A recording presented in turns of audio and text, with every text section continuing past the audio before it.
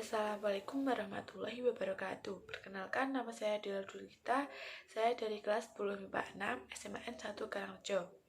Judul materi teks anekdot. 1. Mengevaluasi makna tersirat dalam teks anekdot. Teks anekdot adalah sebuah bentuk teks lucu yang terkadang melibatkan tokoh dari dunia nyata atau memberikan suatu pembelajaran. 1. Mendata pokok-pokok isi dalam teks anekdot. Teks anekdot termasuk teks narasi. Sebuah teks narasi mempunyai pokok-pokok isi yang menyusun cerita. Pokok-pokok isi tersebut dapat ditemukan dengan menjawab pertanyaan-pertanyaan sesuai dengan isi cerita. Cara menentukan pokok isi anekdot. A. Membaca teks anekdot dengan seksama. B. Mengidentifikasi pokok-pokok isi teks anekdot dengan cermat. C. Mencatat isi dalam teks anekdot. 2. Mengidentifikasi makna tersirat dalam teks anekdot.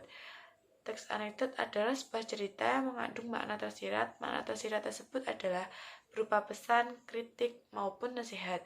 Cara mengidentifikasi makna tersebut. A. Membaca teks anekdot dengan seksama. B.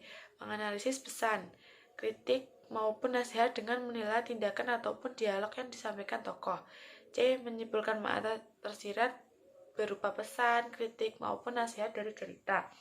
Makna tersirat dalam teks anekdot disampaikan dalam cerita humor atau kelucuan dalam cerita. Langkah-langkah menentukan teks anekdot. A. Membaca teks anekdot dengan seksama. B. Menganalisis peristiwa janggal yang dialami tokoh baik maupun tindakan maupun dialog tokoh.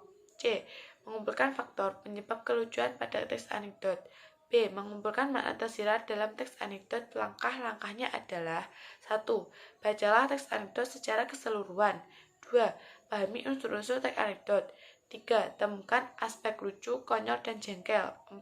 Temukan makna tersirat berupa kalimat sindiran atau amanat dari anekdot tersebut.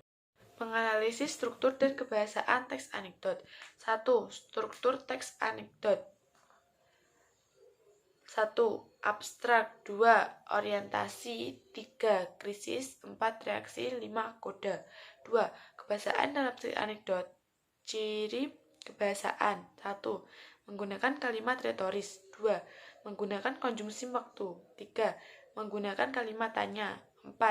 Kalimat imperatif. D. Menyusun teks anekdot. 1. Menyusun teks anekdot dengan dua cara. 1. Mengubah teks anekdot menjadi dialog. 2. Menyusun teks anekdot. 1. Menyusun teks anekdot dengan dua cara, yaitu mengubah teks anekdot menjadi dialog. Menyusun teks anekdot berdasarkan kreasi sendiri. Langkah-langkah menceritakan ulang anekdot. 1. Bacalah anekdot secara seksama. 2.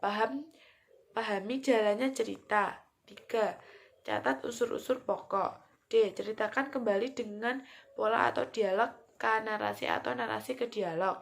Berbeda dengan tetap memperhatikan unsurnya. Menyusun teks anekdot kreasi sendiri. Perubahan ini berlaku pada anekdot fiktif. Dalam anekdot non-fiktif, pengurang cukup menceritakan peristiwa lucu atau konyol berdasarkan kisah nyata. Pengasan pembuatan anekdot dengan berbagai tujuan. 3. Menceritakan anekdot secara lisan.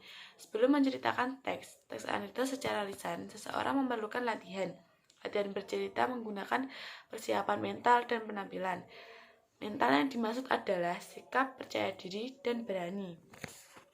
Sekian dari saya. Wassalamualaikum warahmatullahi wabarakatuh.